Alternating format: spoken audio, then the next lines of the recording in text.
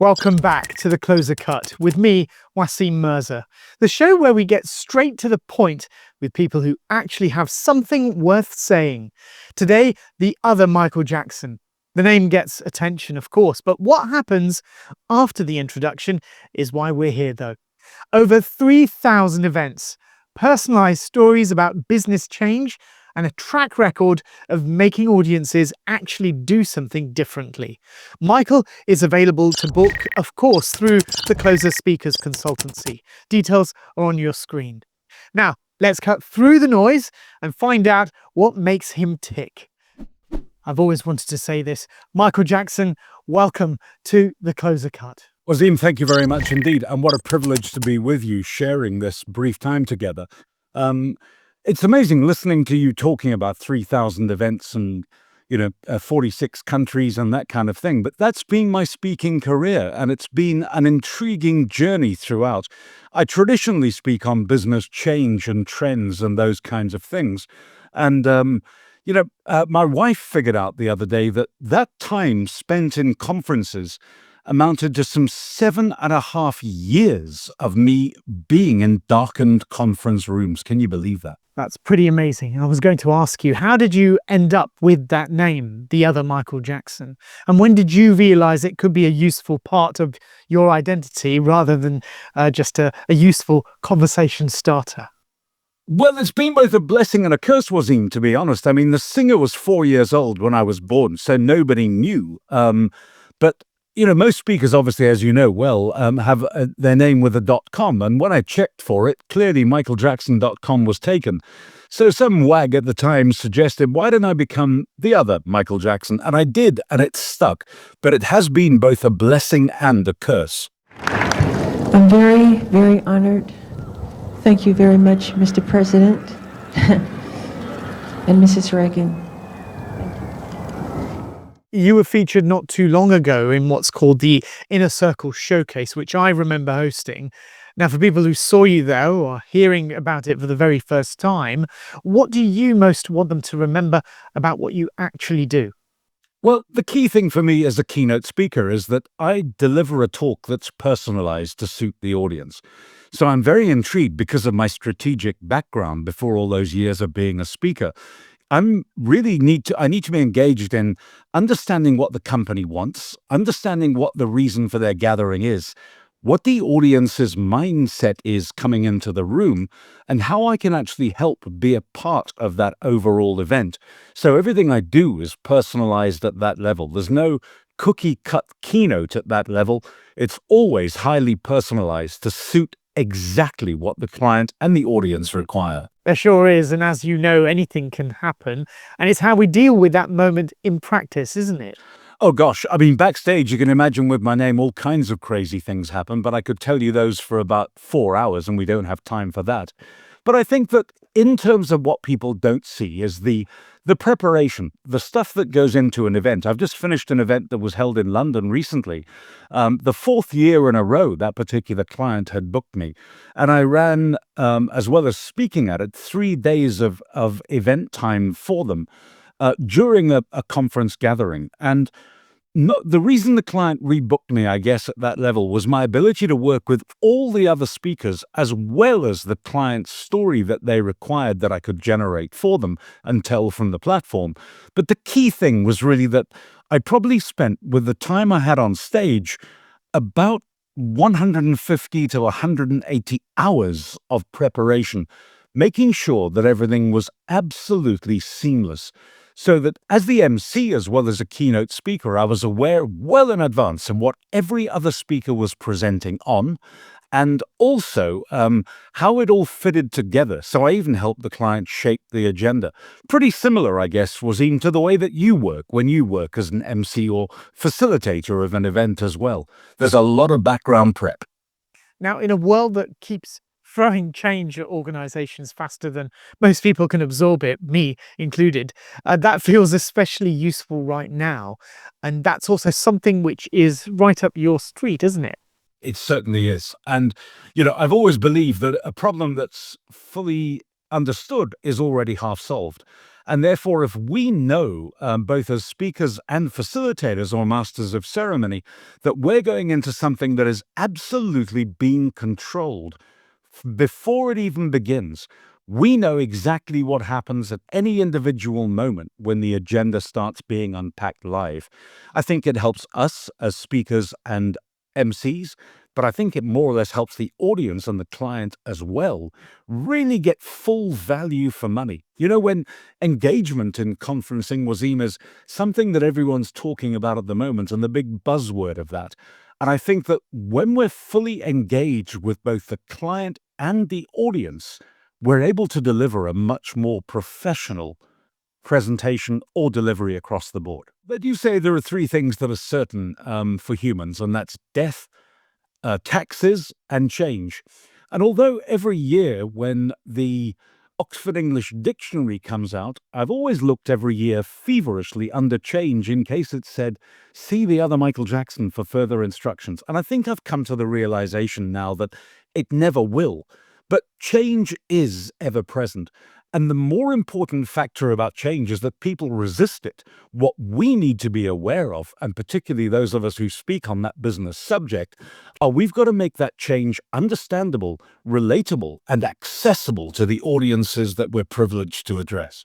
Now, if I stopped someone in the street and said, explain what you do in one sentence and make it sound interesting, what would you say to them? Oh gosh, I've never been asked that individual question before. What would I say? I would probably say, I help people make sense of their business futures in a way that they're looking forward to the journey and feel successful whilst taking that journey on. Well, that's a very good answer. What's the most ridiculous assumption that people make when they hear your name? I've heard every joke you could possibly imagine. And look, let me just tell you then a crazy story about arriving in Dubai on one of my very first trips there, and I do work all over the world. But I went out to do some work with the owners of a very prestigious set of hotels, including the Burj Al Arab, and they put me in there to stay the morning that I landed for the first night to recover and chill from the Emirates flight. As we drove in, and you're picked up at the airport in a white Rolls Royce and crossed the island getting into that spectacular hotel, I noticed that the porte cochere around the entrance was just heaving with people. And I said to the driver, is it usually this busy? And he said, no, sir, I have no idea what's going on. What I and he didn't realize that morning was that as I was landing into Dubai airport, the GM on duty that morning had looked through the arriving guest list and seen Michael Jackson was checking in, which would have been quite natural for the singer. And this is quite a few years ago when he was alive. So he decided in his infinite service wisdom to line up over 150 members of hotel staff, because they know what time you're arriving, to line them up around the porte cochere to sing Michael Jackson as he climbed out of the car, "We are the world. We are the children." And sure enough, the driver came round and opened the car door for me. Boom, everyone burst into song. And I climbed out of the car and they were thinking, well, the bodyguard's here, but where's the singer? They were totally embarrassed when they found out it was me. And they did, though, in all intents and purposes, finish the song with gusto. And I have to tell you that I joined in and enjoyed it myself. That's so great to know. And what a welcome that you had there. It was amazing. Now, when you're at your best on stage, what's the shift that you want people to feel when they leave the stage? Well, I've mentioned the word engage before, and that is a bit of a cliche, but I want them to feel involved. I want them to feel that they've heard a story that relates to them in their way, that not only can they understand, but they've learned something definitive from. And for the most part, it generally happens. The weird thing about it, as you get, no doubt, because of your profile and your career on stage as well as broadcasting, I think that people come up to you at airports when they recognize you. And of course, we know the audience is largely in the dark. And I've, spoken to hundreds of thousands of people. So you're never quite sure who they are when they come up and go, Michael Jackson or Waseem Mirza, you spoke at our conference. And I have to go, yes, I did. Because honestly, having never met them whilst on stage, or even met them briefly during coffee or the reception before or after, it really is hard to remember the names and faces of over 100,000 people. I'm sure you'll agree. Absolutely. And yet Yet many of them instinctively recognize your voice, and no doubt around the world they know your voice because it's so distinctive, isn't it? As my wife says, I have a great face for radio. Another Another great anecdote. I was sitting with Tom Peters. He and I were working between cities, and he was my hero growing up, the author of In Search of Excellence back in the 80s, who defined customer service. And in the 80s, he stalked stages across the world and his home in America, charging $90,000 for 45 minutes. And I had the privilege of working with him, my hero, at that level. And we were sitting in an airport lounge between these two cities that we were flying to. I, as being all deference, had gone to get him a cappuccino. And as I gave it to him and sat down at the table, I said to him, "Tom, do you still get recognized a hell of a lot? Do people come over to you?" And he said, "No, it doesn't happen that much." But as he said that, perfect timing. Some chap made eye contact, saw us sitting there, came wandering over. And I said to Tom Peters, I said, "Get ready, you're signing your first autograph. I hope you got a spare copy of your books." And he said, I'll just sign whatever he wants, but let's be, so I'm okay about it. And this chap walked over and he said, "Michael Jackson, you spoke at our Dulux conference 5 years ago, and I remember every word you said." And Tom Peters said, "He's a plant. You've put him there. He's done that deliberately, and you sorted that out." And I swear to you, I had not done it, and it was one of the most incredible feelings I've ever had backstage. I think it's always the audience reaction that gets me every time. When, as you do, we get great reviews on engagement surveys that come back in. And we almost expect that as a matter of course, because we're professionals at it and we don't have failures, or please goodness, we don't expect to have failures. But I think when that audience, you see the light bulb going on. And for me, engagement really comes in for, I have dialogue with my audiences. It's not monologue. I'm not preaching from stage.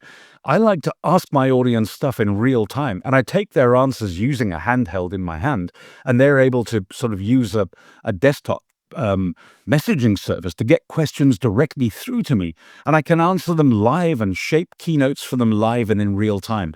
And that for me is an absolute joy, because it helps the audience get it. And when they're involved, they feel that they're getting better value from just a speech, but they're actually involved in a conversation with somebody who allegedly knows what they're talking about.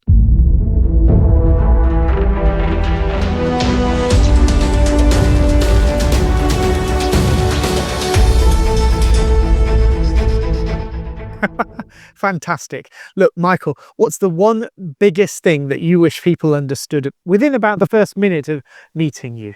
It's a strange title, because is my stuff motivational? I guess it is at some level. But to me, a motivational speaker has a baseball cap on backwards and a t-shirt that says "just do it" or something similar. And they spew out acronyms one after the other. So I'm certainly not motivational in that sense. I like to think of myself as a business conversationalist.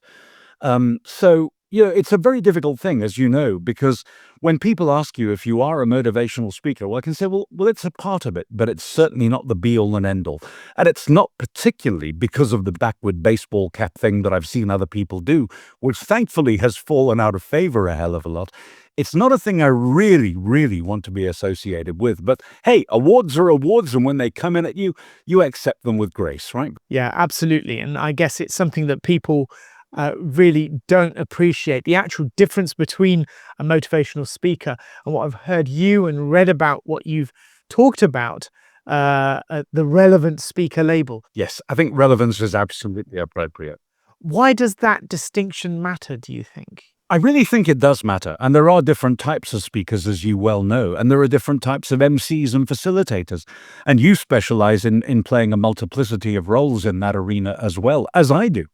And so, it's important that we try and educate the clients on the right naming, the right nomenclature, but it's not that easy, because that phrase, which just trips off the tongue, motivational speaker, seems to be one that the industry, I think, was birthed on, and it's just hung around for a long, long time. Well, you've seen it all over so many countries, so many different time zones and events. What kind of audience do you personally feel that you connect with most quickly? Well, If you think about it, in the early days, a keynote speech, I was asked to do 45 minutes, normally in what they called the graveyard slot, Waseem, where, you're after lunch, the client expected, because that's when the audience was most expected to fall asleep. I think that that doesn't necessarily happen. I open, close, or speak at whatever time in the agenda it's relevant now in this day and age. But I think also with attention spans dropping and the fact that audiences can get the content of a motivational speech on a YouTube video if they want to, it needs to be a lot more dynamic and a lot more personal. We need to keep them off a second screen, while they're dual screening, as you often see board conference audiences do. And to do that, we've got to make sure that we're engaging. We've got to make sure that our keynote length is more than appropriate. I mean, the average length of a Netflix documentary is about 42 minutes, and they've got budgets of millions and casts of thousands, much better looking people than this. Although you're okay on the good looks stake, of course. But I think we've got to be appropriate. We've got to be time relevant. We've got to be delivering meaningful content in a very constructive manner. And even agendas themselves are being reshaped to allow for things like more networking time and real engaged networking. And just a last quick one, I'm even seeing experiential conferences coming to the fore. I spoke recently at an event where I delivered the keynote as we were involved in a forest walk. No PowerPoint, no slides, just stuff going through. And so I used infographics to give to my audience that they could read along the way whilst I talked the content through for them. So it's all becoming very, very different. Conferencing is changing quite dramatically. Thank goodness. Now, in terms of the message, once it's landed with your audience, what do you hope to make sure survives beyond the applause? That I'm going to deliver exactly what they want, the way that they want it, and the value they're going to receive for the price that you or I charge is actually well covered. It's not just turn up like a panda, eat, shoots, and leaves. There's an awful lot of blood, sweat, and tears that goes into eventing, as you well know too. I don't mind if they're small or large at that level. I mean, I did a recent job in the States with a fireside chat with some celebrity business-wise in front of 2,500 people. But I'm also very comfortable talking to an audience of 15 upwards. It depends on where you are and what the event is for. But I think that, that would probably surmise what I'm most enjoy about it. It's getting up close and personal with people. I want them to take away stuff that they're really going to work on and have available to them. And the best applause of all is when the client comes back and says, "Can we rebook you? We're going to do something else next year that's different. And you're the guy that we want." Michael, if your name walked into the room before you did, what would it say about you, do you think? Getting involved and making sure that what you deliver is so appropriate to the audience concerned. I love it when we're about 5 minutes in and I've got the audience's eyeballs fully trained on me and I can see that they're switched on, engaged, and ready to rock and roll. Now, in terms of repeat bookings and clients, you often talked about why they bring you back. What would you want your booking page to communicate in just one glance? One glance, it's personalized, it's ready for you, and it's going to give the audience what they need. As a closing thought, Waseem, I think that when they're leaving the event, they go, "That was worth my time and my involvement." That's it. Michael Jackson, also known as the other Michael Jackson. Thank you so much for joining me here on The Closer Cut. An absolute pleasure. Thanks for the privilege. And if this episode has sparked ideas for your next event, Michael Jackson is available to book now through the Closer Speakers Consultancy. The full details are on screen and the episode information. And that's all for this edition of The Closer Cut with me, Waseem Mirza. Do like, subscribe, follow and share. It all helps the show to grow and ensures you don't miss our next guest, the dancer, RADA actress, TEDx speaker and organisation troubleshooter, Jennifer Bryan. Until next time, keep it smart, keep it sharp, keep it cutting closer. Bye-bye.